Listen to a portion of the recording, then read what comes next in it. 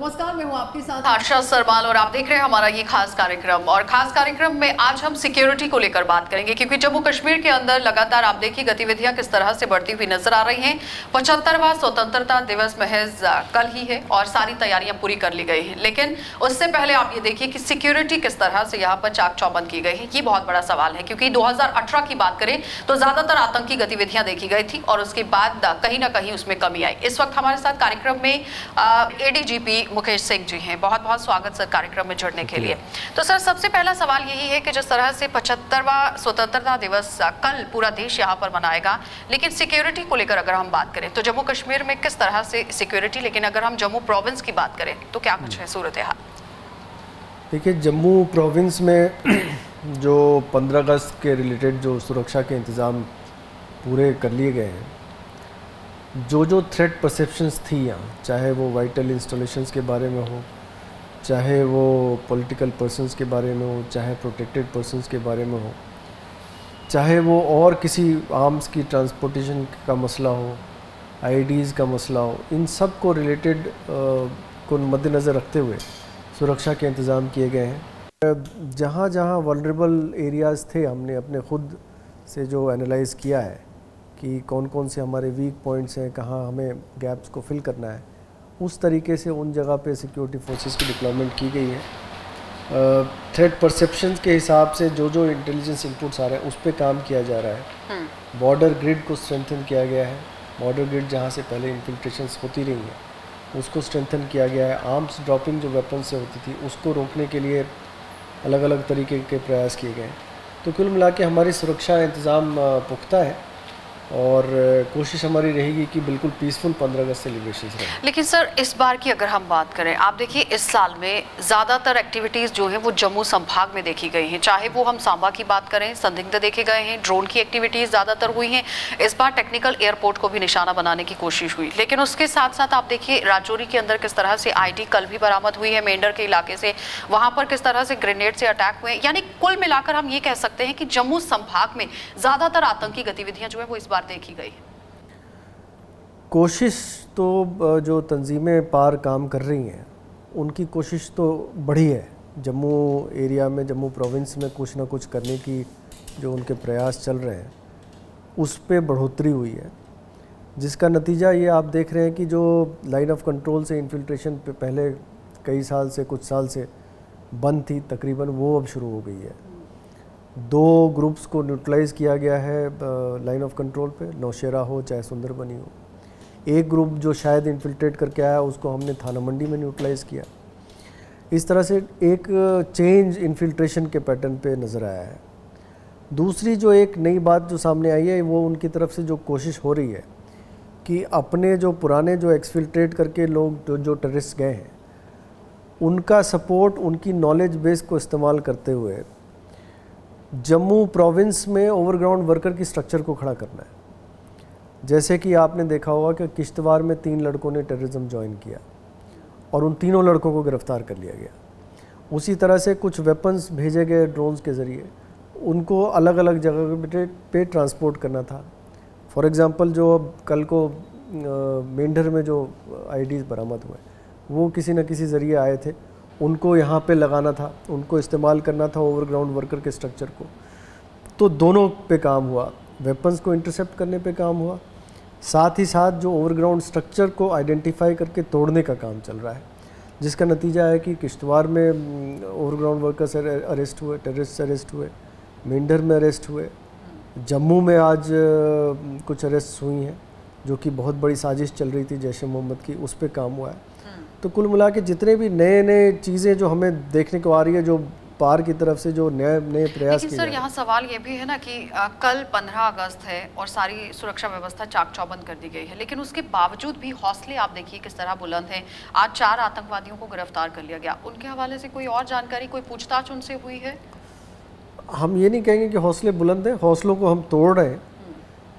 ये जो मॉड्यूल जो आज बरामद हुआ, ये पिछले करीब 20-25 दिन से उस पर हमारा काम चल रहा था और इस कड़ी में एक लड़का जो है, जो सैफुल्ला नाम का, इसको हमने 20-25 दिन पहले गिरफ्तार किया था। उस पर धीरे धीरे हमने काम करना शुरू किया और स्लोली जैसे एक एक कड़ी को हम तोड़ते गए तोड़ तोड़ के जो हम 4 और लोगों पे पहुँचे और उनकी गिरफ्तारियां हमने की हैं। इनसे बड़े स्टार्टलिंग खुलासे हुए हैं। एक लड़का इनमें साउथ कश्मीर का ऐसा है, तौसीफ़ नाम का, जिसको कि जम्मू शहर में भेजा गया था एस्टैब्लिश करने के लिए एक बेस, और वो व्हीकल बेस्ड आईडी उसको लगानी थी। जब तक वो व्हीकल प्रोक्योर करता और आईडी उसके पास आती, उसके पहले हमने उसको इंटरसेप्ट कर लिया। उसकी पूछताछ में ये सारे खुलासे हुए हैं। इसी तरीके से ना सिर्फ जम्मू प्रोविंस में बल्कि जो जैश ए मोहम्मद जो ऑर्गेनाइजेशन है, टेररिस्ट ग्रुप है, ये सिर्फ जम्मू कश्मीर में नहीं बल्कि बाहर के इलाके में भी ये अपने काम को फैलाना चाहते थे, टेरर एक्ट्स को फैलाना चाहते थे, जिसका नतीजा है कि इन्होंने शामली यूपी में एक लड़के को तैयार किया हुआ था और उसको टारगेट्स दिए गए थे, जैसे पानीपत ऑयल रिफाइनरी है, अयोध्या है, इन सब की रेकी करने का टारगेट दिया गया था। कुछ काम उसने कर लिए थे, कुछ काम उसको करना था, जिसके पहले कि वो गिरफ़्तार हो गया। उसको भी जो वेपन्स आने थे वो भी ड्रोन के ज़रिए आने थे, लेकिन अमृतसर सेक्टर में आने थे।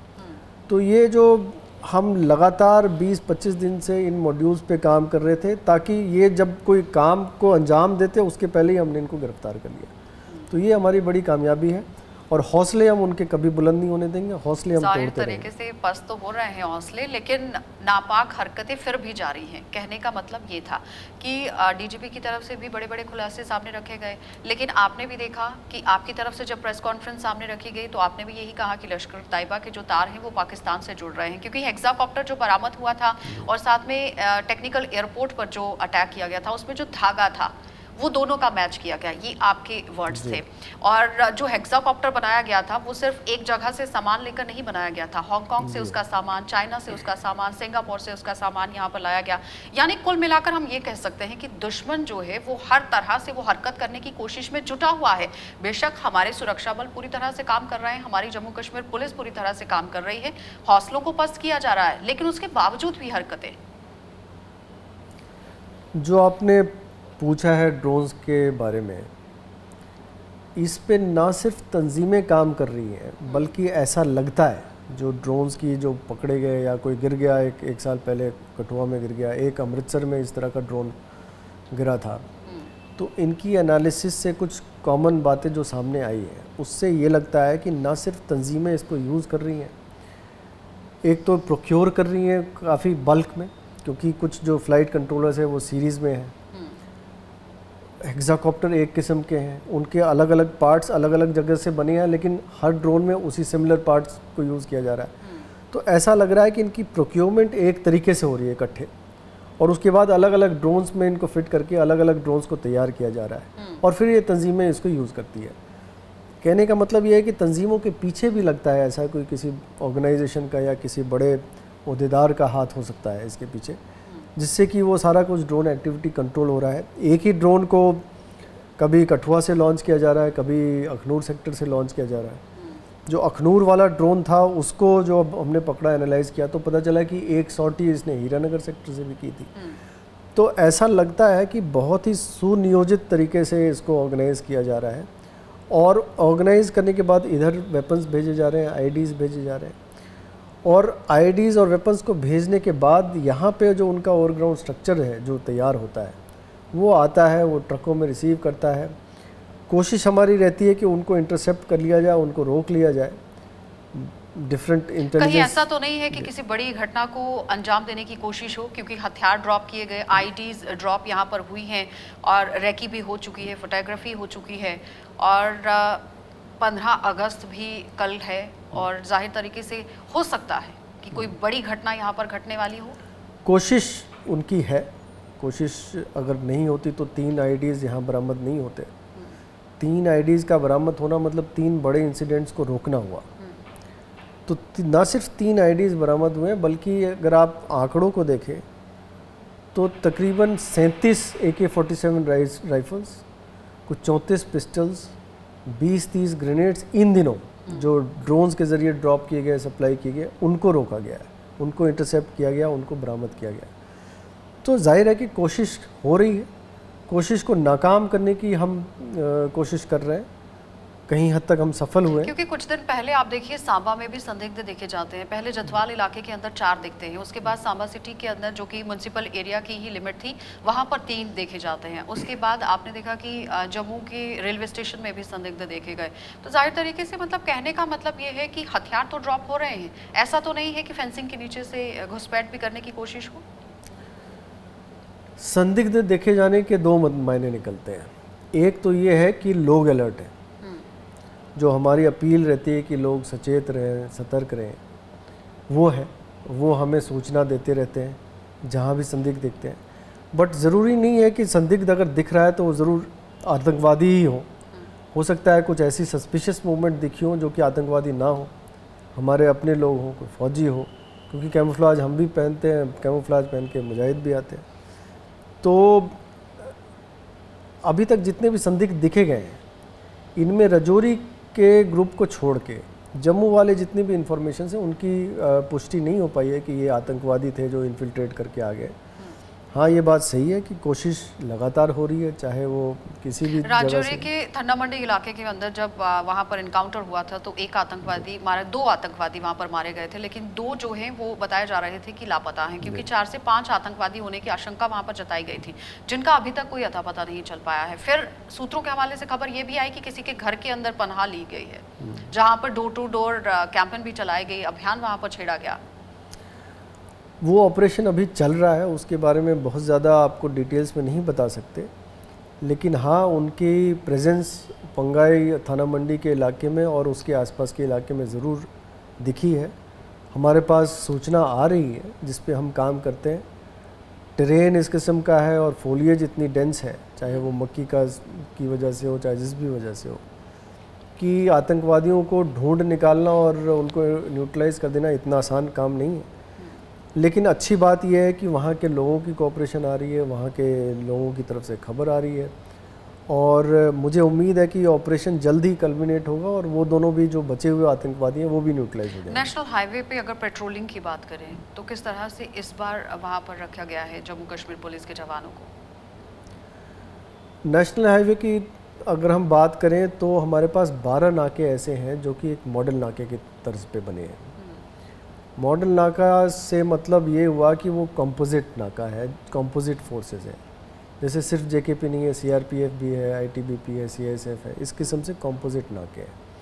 कंपोजिट नाके में फ़ायदा ये रहता है कि जो है कंप्लेसेंसी नहीं आती, एक दूसरे पे चेक रहता है, दोनों अलर्ट रहते हैं, इस किस्म की बात, तो वो बनाए गए हैं। उसके अलावा जो मॉडल नाके जितने भी हैं उन पे कैमरे लगाए गए हैं, और कैमरे ANPR कैमरास भी हैं जो कि नंबर प्लेट रिकग्निशन करते हैं, PTZ कैमरा भी है जिसमें कि जूम इन जूम आउट कर सकते हैं हम।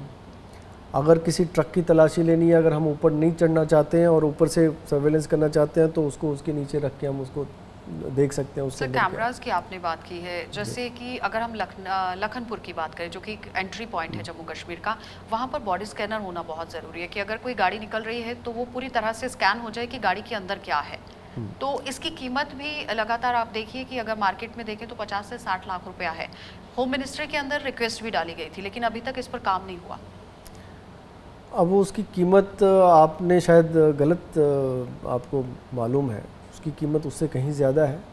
फुल बॉडी स्कैनर एक बहुत बड़ी चीज़ होती है 50 से 60 लाख रुपए उसकी उससे ज़्यादा है।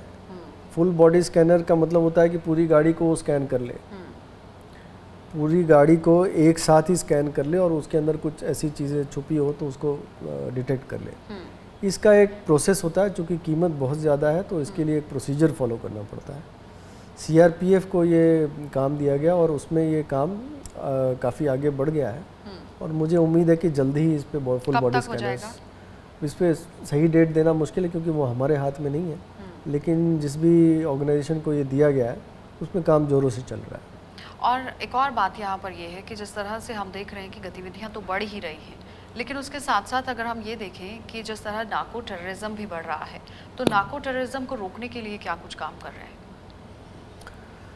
नार्को टेररिज्म की अगर आप बात करें तो नार्कोटिक्स 2 तरीके से देखे गए हैं कि जो बॉर्डर पार करके इधर भेजे जाते हैं। एक तो वो बॉर्डर को फिज़िकल फेंस के अक्रॉस जो फेंका जाता है और फिर इधर वाले कलेक्ट करते हैं, एक वो तरीका है। एक वो है ड्रोन के ज़रिए। फ़िलहाल अभी तक ड्रोन के ज़रिए जम्मू प्रोविंस में नारकोटिक्स का इंटरसेप्शन नहीं हुआ है। कैश हुआ है, वेपन्स हुए हैं, आईडीज़ हुए हैं, ग्रेनेड्स हुए हैं, पिस्टल्स हुए हैं, लेकिन ड्रोन के ज़रिए नारकोटिक्स यहाँ अभी नहीं आया। फिज़िकल तरीके से ज़रूर कोशिश की गई है। 2 बड़े बड़े कंसाइनमेंट्स 65 किलो अरनिया में, 35 से 37 किलो हीरानगर साइड में बीएसएफ ने इंटरसेप्ट किए, जो कि पाइप के ज़रिए उनको पैकेट्स में बांध के फेंस के पार कराया जाता था। इसके अलावा 12 केजी हीरोइन पुंछ रजौरी में बरामद किए गए और कई सारे ऐसे इंटरसेप्शंस हुए जब बॉर्डर से जो ड्रग्स जिस तरह से आपने ड्रग्स को लेकर का अभियान छेड़ा था, जिसमें लोगों के साथ इंटरेक्शन बहुत ज़रूरी थी और लोग अपना योगदान भी दे रहे थे, क्या लगता है कि कितनी सफलता उसको लेकर हाथ लगी? लोगों की तरफ से लगातार इन्फॉर्मेशन आती है ड्रग्स के बारे में, और लेकिन जो इन्फॉर्मेशन जो लोगों की तरफ से आती है वो छोटे ड्रग कंज्यूमर्स की आती है। किसी मोहल्ले में कोई ड्रग्स ले रहा है उसकी आती है, तो वो बड़ा एक सेंसिटिव सिचुएशन होती है, वेर हम ये नहीं चाहते कि लड़के जो हैं वो उनको बिल्कुल ही एक्यूज़ की तरह से ट्रीट करें। अगर बहुत छोटा कंज्यूमर है तो हो सकता है विक्टिम हो, किसी दूसरे के बहकावे में आ गया हो, तो उसको हम अलग तरीके से डील करते हैं। जो असली फोकस है हमारी ड्रग सप्लायर पे है, रूट्स पे जाना जो ज़रूरी रूट्स है, पे, तो जो उसको ड्रग लेकर बड़े कैसे? सप्लायर्स पे, जिसका नतीजा है कि पिछले 1-1.5 साल में करीब 125 किलो हीरोइन बरामद की गई है। 125 किलो मतलब तकरीबन 500-600 करोड़ की हीरोइन बरामद हुई है। ना सिर्फ 500-600 करोड़ की हीरोइन बरामद हुई है, कम से कम तो 10 लाख डोजेज़, अगर आप इसको डोजेज़ में बांट दें, एक 0.5 mg की एक डोज अगर मान लेते हैं तो 10 लाख डोजेज़ जो है हीरोइन के वो इंटरसेप्ट हो गए, वो सिस्टम से बाहर निकल गए। तो आप समझे कि अगर 10 लाख डोजेज़ हैं तो अगर 10 डोज भी अगर एक इंसान लेता है तो 1 लाख लोगों पे जो डोज़ पहुंचनी चाहिए थी वो हमने सिस्टम से बाहर निकाल दिया। तो ये एक बहुत बड़ी मेरे हिसाब से जो अचीवमेंट है जो जम्मू प्रोविंस में हुई है। हम लगातार इस पे काम कर रहे हैं और कोशिश करेंगे कि रिसीवर्स को लेकर बात करें अगर, क्योंकि बहुत बड़ा सवाल ये भी था कि अगर कोई भी चीज़ यहाँ पर ड्रॉप हो रही है तो उसका रिसीवर कौन था, और पुलिस के पास बहुत से ऐसे सूत्र रहते हैं जो ग्राउंड पर होते हैं और पल पल की अपडेट जो है वो पुलिस के पास होती है, लेकिन अभी तक कोई भी रिसीवर पकड़ा नहीं गया है। रिसीवर्स पर नकेल कसना बहुत ज़रूरी था। नहीं, ये आपकी बात गलत है कि रिसीवर को नहीं पकड़ा गया है। जो 65 किलो जो बॉर्डर से हीरोइन आई थी अरनिया से, उस पे 4 लोग पकड़े गए। एक उसमें पंजाब का बहुत बड़ा रिसीवर, हथियारों के जो रिसीवर्स थे, आईडीज के जो रिसीवर्स थे। जी, हथियार के जो रिसीवर फाइनल होता है वो टेररिस्ट होता है, वो एक्टिव है। वो अगर पकड़ा ही जाए तो फिर सारे टेररिस्ट न्यूट्रलाइज हो जाएंगे। तो वो एक्टिव है, उस पर प्रयास चलती रहती है। वो कोशिश के हिसाब से जब हमें सक्सेस मिलती है तो आतंकवादी मारे जाते हैं। तो एक वो है। ड्रग्स रिसीवर की अगर आप बात करें तो बहुत सारे ग्रुप्स को रिसीवर्स को इंटरसेप्ट किया गया है, अरेस्ट किया गया है। जो गुरप्रताप है जो पंजाब का रहने वाला है, अगर आप उसकी अमृतसर में कोठी देखें तो कम से कम 10 करोड़ की तो उसकी कोठी है। वो कोठी उसने ड्रग्स के पैसे के ज़रिए बनाया था, उसको हमने गिरफ़्तार किया, यहाँ लाया और अब जेल में है वो। उसी तरह से जो पुंछ वाली जो मॉड्यूल को पे हमने हाथ डाला था, उस पर कुलगाम का लड़का पकड़ा गया, पुंछ के लड़के पकड़े गए, रजौरी के लड़के पकड़े गए, शोपियाँ के लड़के पकड़े गए। ये सारे रिसीवर्स थे, और रिसीवर्स उस किस्म के थे कि जो ना सिर्फ नार्को को रिसीव करते थे बट उनके जो द्वारा जो मनी जनरेट होता था उसको जो तंजीमों तक पहुँचाने वाले रिसीवर थे, जो कि बहुत बड़ी कामयाबी है मेरे हिसाब से।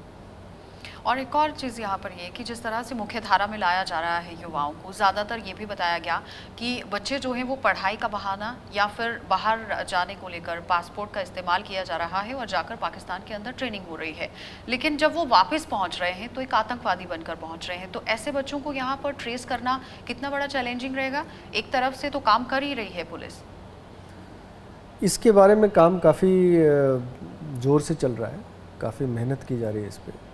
डीजीपी साहब ने 2 दिन पहले ये इसका खुलासा किया था कि कुछ 50 केसेस ऐसे हैं जिसमें कि लड़के जो हैं किसी वीज़ा के ऊपर या पासपोर्ट के ऊपर पार चले जाते हैं पाकिस्तान में और वापस आते हैं तो वो आतंकवादी गतिविधि में शामिल होते हैं। एक उनमें से ऐसा आतंकवादी है जो अभी पिछले दिनों मारा गया, जो शोपियाँ का आतंकवादी था और जो थाना मंडी में मारा गया, वो उनमें से एक ऐसा केस है।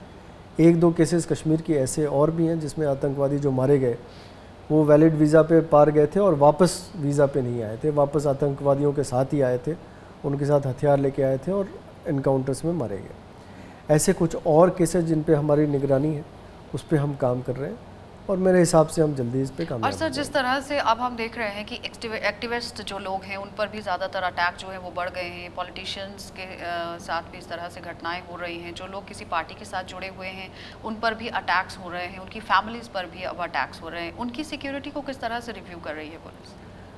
इसके लिए सिक्योरिटी रिव्यू कमेटी है हमारे पास जो कि टाइम टू टाइम हर प्रोटेक्टेड पर्सन की सिक्योरिटी को रिव्यू करते हैं। उसका एक प्रोसीजर है, उसकी थ्रेट परसेप्शन पहले देखी जाती है, कितनी थ्रेट है, कहाँ से थ्रेट है, कैसे थ्रेट है, किस पार्टी के साथ काम कर रहा है, किस काम के साथ जुड़ा है उसके हिसाब से थ्रेट परसेप्शन उसकी जनरेट होती है। वो इंटेलिजेंस एजेंसीज करती हैं, हमारी सीआईडी करती है, हम करते हैं, हम सारे मिल के बैठ के फिर ये डिसाइड करते हैं कि किसके लिए कितनी सिक्योरिटी उचित रहेगी।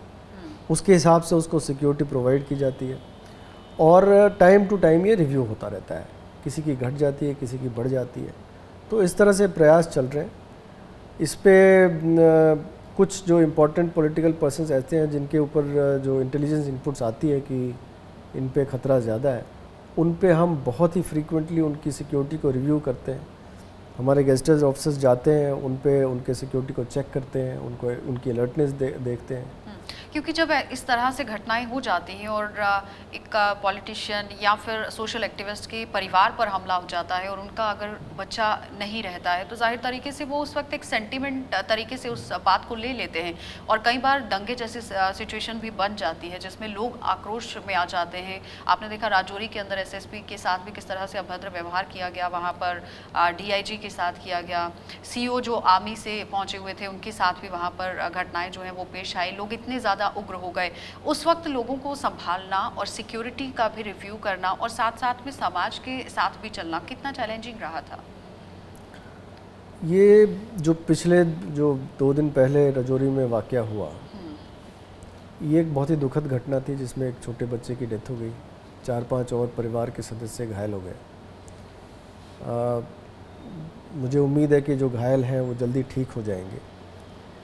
इसको जब इस तरह की सिचुएशंस को डील करना होता है तो लोगों में गुस्सा रहता है, क्योंकि किसी भी पॉलिटिकल या सोशल एक्टिविस्ट को अगर टारगेट करें तो उनके साथ लोग जुड़े होते हैं, वो उत्तेजित होते हैं, उनके जो गुस्से को हमें जो बर्दाश्त करना होता है वो हम ये नहीं चाहते कि उनके जब वो गुस्से में हो उनके खिलाफ़ कोई ऐसी एग्रेसिव हमारी पोस्चरिंग रहे। तो हमारा काम है कि उनके जो गुस्से को सुनना, समझना और उनकी जो डिमांड्स हैं, रिक्वायरमेंट्स हैं, उन पे काम करना, वो हम करते रहेंगे। कोशिश हमारी रहेगी कि जो इनके पीछे जो लोग हैं उन तक पहुँचे, उनको न्यूट्रलाइज करें ताकि लोगों में एक सेंस ऑफ सिक्योरिटी आए, उनको पता चले कि हम जो है उनकी सुरक्षा के लिए तत्पर हैं। जो अटैक वहाँ पर हुआ था, क्या पता चल पाया अभी तक कि किसकी तरफ से ये अटैक वहाँ पर किया गया था? उसकी कुछ लीड्स हमें मिले, उस पर हमारा काम चल रहा है। तफ्तीश जैसे ही मुकम्मल होगी उसकी पूरी जानकारी दे दी जाएगी। क्या किसी आतंकी तंजीम से ताल्लुक़ रखते थे? ऐसा लग रहा है कि किसी आतंकवादी तंजीम से ताल्लुक़ रखते थे, लेकिन उस पर अभी काम चल रहा है। जाते जाते कुछ कहना चाहेंगे दर्शकों से, क्योंकि लोगों के अंदर जो माहौल इस वक्त जम्मू के अंदर बना हुआ है, कहीं ना कहीं दहशत तो है, लेकिन दहशत रखने की ज़रूरत नहीं है। जम्मू कश्मीर पुलिस तो काम कर रही है, कुछ संदेश देना चाहेंगे? पुलिस, सिक्योरिटी फोर्सेस, आर्मी सभी मिल के जम्मू में बहुत काम कर रहे हैं। आपकी सुरक्षा हमारी जिम्मेवारी है, उसके लिए हम अपनी पूरी जान लगा देंगे। आपसे गुजारिश ये है कि जब भी आप अपने लेवल पे भी सतर्क रहें। कुछ ऐसी इन्फॉर्मेशन जैसे आपने टाइम टू टाइम किसी ड्रोन का या चाहे किसी मशकूक हालत में कोई घूम रहा है उसकी जानकारी हमें दी। आपको जब भी इस तरह की सूचना मिले, इस तरह की कुछ गतिविधियां आपके नज़र में आए, आप हमें सूचित करते रहें। हम आपकी सुरक्षा के लिए हमेशा तत्पर हैं, तत्पर रहेंगे। चलिए सर, बहुत बहुत धन्यवाद जुड़ने के लिए कार्यक्रम में। तो फिलहाल आपने देखा कि एडीजीपी मुकेश सिंह हमारे साथ जुड़े हुए थे, जो पूरी जानकारी दे रहे थे कि किस तरह से सिक्योरिटी को यहाँ पर रिव्यू किया गया है और स्वतंत्रता दिवस का मौका है तो पावन चाक चौबंद सुरक्षा व्यवस्था तो कर दी गई है। बिल्कुल भी डरने की ज़रूरत नहीं है, पैनिक होने की ज़रूरत नहीं है, क्योंकि जम्मू कश्मीर पुलिस पूरी तरह से तत्पर है। आप देखते रहिए कार्यक्रम।